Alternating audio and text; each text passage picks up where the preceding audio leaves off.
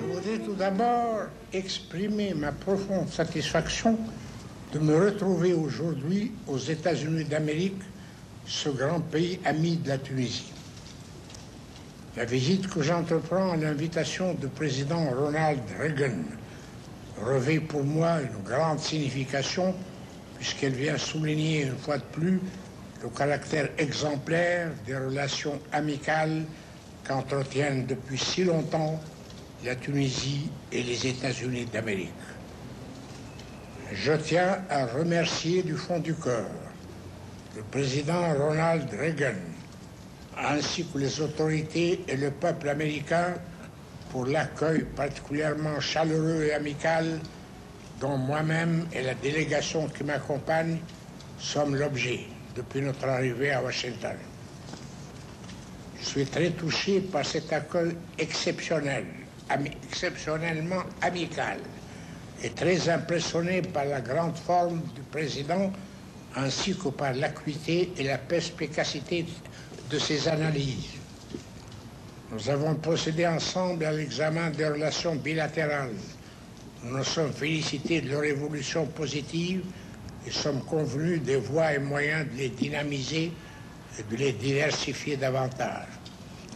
Nous avons également procédé à un tour d'horizon des problèmes internationaux et régionaux intéressant nos deux pays, et plus particulièrement la situation au Maghreb, au Moyen-Orient, en Afrique et en Méditerranée. J'ai plus particulièrement évoqué avec le président Reagan l'évolution du conflit israélo-palestinien. Depuis qu'en 1965, j'avais appelé les parties concernées au réalisme en acceptant la légalité onusienne comme base de règlement de ce conflit. 20 ans après, je demeure convaincu que cette démarche reste seule honorable pour tous. Eh bien, 20 ans après, les Arabes regrettent de ne l'avoir pas accepté. Lors du sommet de Fès, la communauté arabe a eu le mérite d'apporter son soutien à cette approche.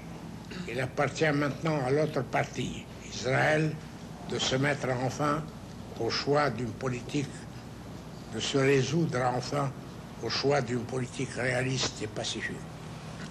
Il demeure que, fidèle à sa politique de non-ingérence dans les affaires intérieures des autres, et respectueuse du libre choix du peuple palestinien, la Tunisie apportera son soutien à toute initiative de paix que les Palestiniens jugeront la plus appropriée pour le recouvrement de leurs droits légitimes et l'instauration d'une paix durable et juste dans la région.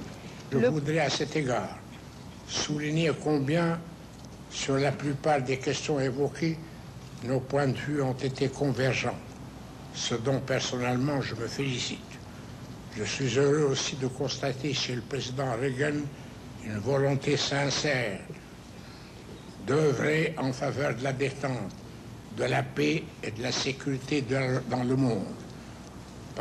J'ai par ailleurs saisi cette occasion pour rappeler au président des États-Unis d'Amérique les principes essentiels et permanents de la politique étrangère tunisienne fondée sur le dialogue et la coexistence pacifique entre les États, sur le renforcement de la paix et la stabilité dans le monde et sur le soutien à toutes les causes justes. Je voudrais enfin souligner au président Ronald Reagan bonheur et santé et transmettre au peuple américain le message d'amitié et d'estime du peuple tunisien.